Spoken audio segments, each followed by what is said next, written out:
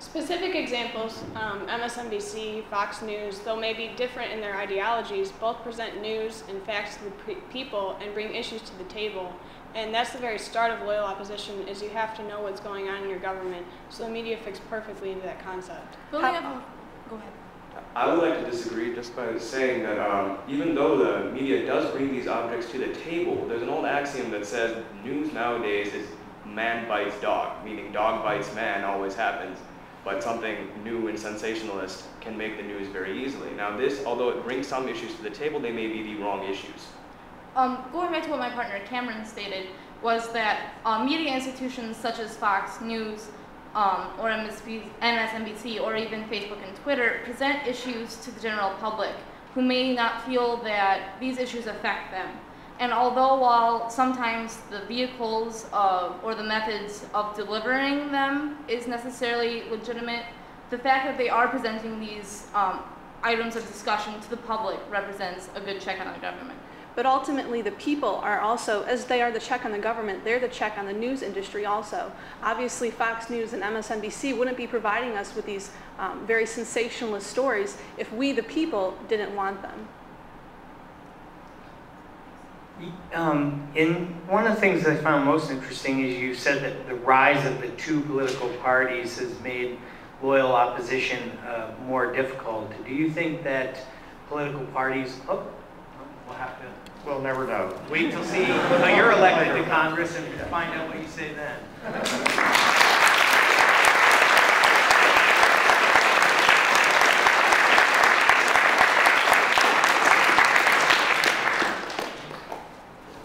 All right, your prepared remarks covered the question, and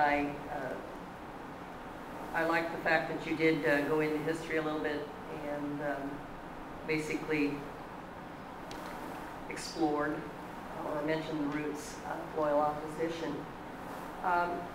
You had some, you're focusing on the Bai example is clearly something from that is close to your hearts. And I think you have explored how that would fit into the framework that you created in your opening remarks. With respect to your intent tests, I did want to explore that because intent is so difficult to identify, and it might vary from person to person, situation to situation. And I wish we had explored a little bit more if the failure of that, if that test is failed, then what do you have? Is it obstruction? Is it something else? Is it, when does it make things totally dysfunctional? So you had some discussion also on my question with respect to limited government. It sounds a little bit, I think I saw you thinking a little bit on it, and you started focusing in on the different terms that were used. Limited government. How does that? Checks and balances, that was on target, and how the loyal opposition fits within that framework. There are some other constitutional issues in that with respect to the right to petition that are actually built into the Constitution and that type of thing. So I think you did a good job. And Okay.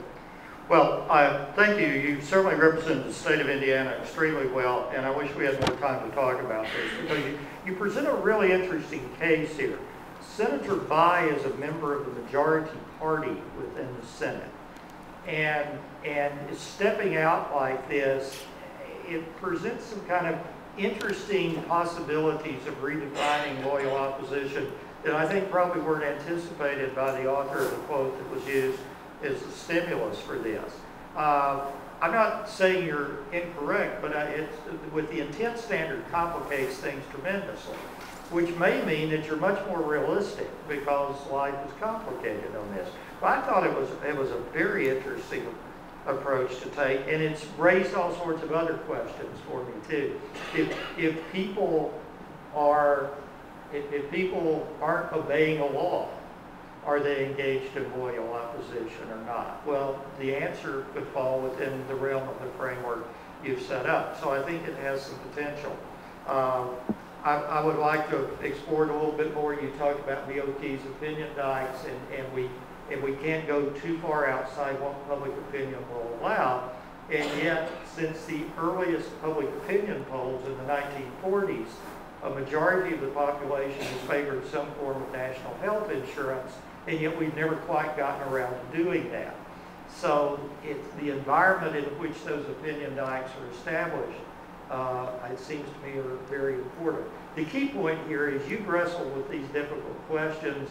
I'm not convinced you found the answer yet, but then no one else has.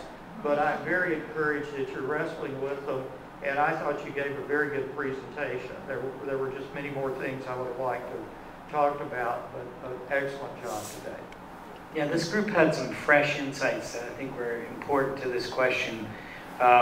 First of all, to recognize that use of the courts could be part of loyal opposition. I mean, I don't think that's necessarily self-evident from the way the question is framed, but I think it's absolutely an appropriate part of the discussion. And it also brings in federalism, which is an interesting notion about whether it's loyal opposition. So I think you've done the right thing by going beyond just the notion of political parties and elected officials as being part of the loyal opposition, and looked at our federal system and the role the state governments played, looked at the fact that, you know, if you want to stay within the system, then lawsuits are part of the system. So I thought that was a very fresh and important insight, and I'm glad you brought it to the table. I also am glad to hear you talk about how political parties have made loyal opposition difficult, because the prize of winning the office, as I heard you say, has become more important than the job of achieving the common good. And I think that's what we all want our politicians to be doing, and I think Republicans and Democrats alike are frustrated with the current politicians, because I think we've all come to the conclusion that's what they think is more important, getting reelected rather than achieving the common good. So some really fresh insights, and I'm glad we had the opportunity to talk with you about them today, and I wish you luck as you not only go through this competition, but as you become citizens that help shape the answer to these questions in the future. And I feel inspired and optimistic about the future for America, knowing that you're going to be doing that for the country and for the great state of Indiana. So thanks and congratulations.